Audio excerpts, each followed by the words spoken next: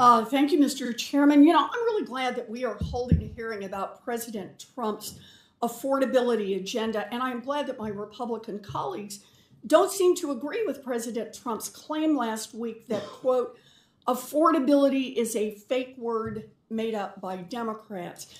In fact, I want to ask our witnesses about that. So raise your hand if you agree with the president that affordability is a hoax made up by Democrats. I'm giving you time here. Okay, no hands up, and I assume that means none of you, Democrats or Republicans, agree with President Trump that the affordability crisis facing American families is a hoax. And that seems right to me. You know, President Trump's agenda has driven up costs so that families are putting more of everything, from groceries to gas, on their credit cards. Trump's own top economic advisor, Kevin Hassett, recently bragged that, quote, credit card spending is through the roof. He's right. Over 100 million Americans have credit card debt now, many of them putting groceries and gas on their credit cards just to be able to make it to the end of the month. And delinquencies are at the highest level since the crash of 2008. So let's talk about affordability. In January, President Trump promised to cap credit card interest rates. He politely asked the biggest banks to put in place a 1-year 10% cap by January 20th. Now, Ms. Johnson, your organization represents some of the biggest banks in the country. We are more than 5 months past Trump's January 20th deadline. Which banks have implemented the 1-year 10% cap on credit card interest rates that President Trump promised to deliver? So thank you for the question. There's a couple of things I'd love to say. One, banks offer 0% APRs today. I'm sorry, I had a specific question. Donald Trump told the banks that they should lower their credit card interest rates to 10% by January 20th. He said that's what he would deliver for the American people, promised it to everyone in America. And I just want, which banks have actually lowered their credit card interest rates to 10%? Can you give me their names? There are definitely options that are low-cost APR I'm sorry, options. which banks have lowered their credit card interest rate to 10%? Are there any that are at 10%? Can you name one?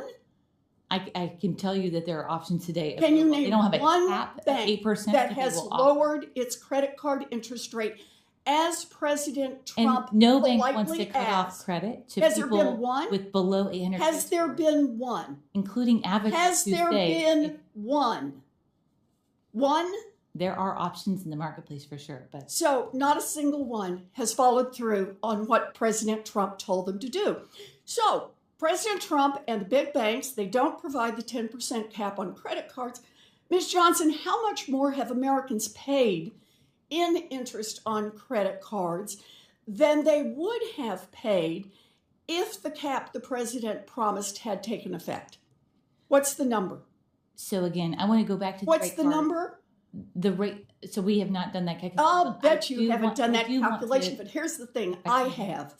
It's $57 billion in credit card interest rate above 10% that of Americans have paid since January 20th. By the way, if you just do the math, that's $368 million a day. Now, President Trump promised he was going to make banks lower credit card interest rates for families by January 20th. And so far, families have been paying $368 million a day for Donald Trump's broken promise. Now, we know that families have less money to spend and are falling behind on their bills thanks to Donald Trump's economic policies. Dr. Morgan, if you can tell me very briefly, how are people coping with these tighter finances? I mean, families are really struggling. As I said earlier, 1 in 3 are skipping meals. They're skipping medications that are prescribed by their doctors. They're skimping on healthcare services, and they're turning to debt. I think it's important to know that's a both and, right? We're seeing people both cut back on the things that they need to live their lives and also put their expenses onto high cost debt, both credit cards, buy now, pay later, paycheck advance loans. Thank you. You know, President Trump may love inflation, but it's killing American families. Congress needs to work together to fix the president's failed economic agenda and to make life more affordable for all Americans. Thank you, Mr. Chairman.